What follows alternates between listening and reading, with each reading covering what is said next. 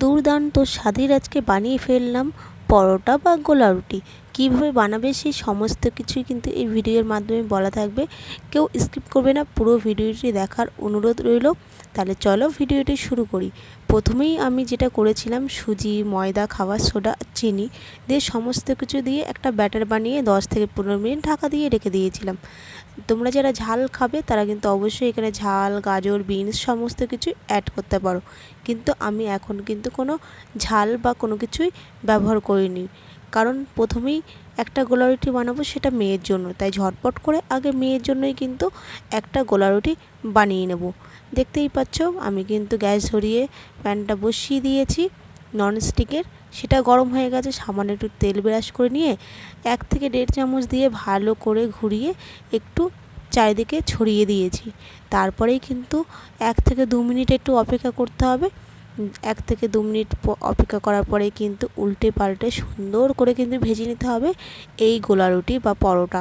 দেখতে কিন্তু একদম পরোটার মতন হয়েছিল, খেতেও কিন্তু অসম্ভব ভালো হয়েছিল। তোমরা চাইলে একবার এইভাবে চেষ্টা করে দেখতে পারো।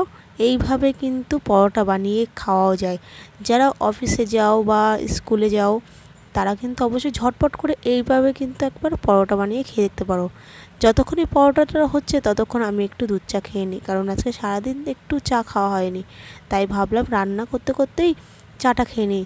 এই দেখো সেই পরোটাটা এখানে কিন্তু মেয়েটা হচ্ছে, তাই দেখো অনেকটা কিন্তু হয়ে এসছে, তাই উল্টে পাল্টে খুব ভালো করে কিন্তু এটাকে ভেজে নিতে হবে একটু লালচে লালচে করে, তাহলে কিন্তু দেখতে বেশ ভালো লাগবে আর খেতেও কিন্তু অসম্ভব ভালো হয়েছিল।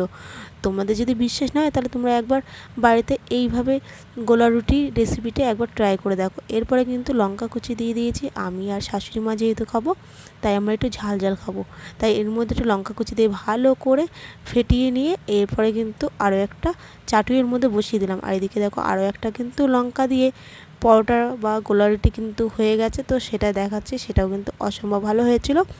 তো ফাইনালি তোমরা দেখতেই পেয়েছো। এরপরে কিন্তু এই গোলা রুটিটাও কিন্তু আমরা উল্টে পাল্টে সুন্দরভাবে লালচে লালচে করে ভেজে নেব। তো কেমন লাগলো ভিডিওটা অবশ্যই কিন্তু কমেন্টে জানিও। আজকে তৈরি হয়ে গেছে আমার গোলা রুটি, নিয়ে বসে পড়লাম, তার সাথে কিন্তু আমের আচার। দেখতে কিন্তু বেশ ভালো লাগছে। তোমরা কে কে পছন্দ করো এরকম খাবার তারা কিন্তু অবশ্যই কমেন্টে জানিও। তো বসে পড়লাম গোলা রুটি, আর এইভাবে একটুখানি আমের আচার লাগিয়ে নিয়ে গালে অসম্ভব খাবার, দারুণ খাবার। এরকম খাবার হলে মনে হয় না আর কিছু লাগে। আবারও দেখো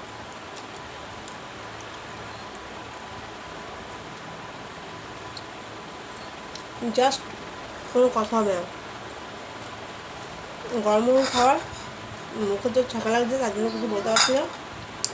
সবাই কমেন্টে জানিও ভিডিওটা কেমন হলো। টাটা।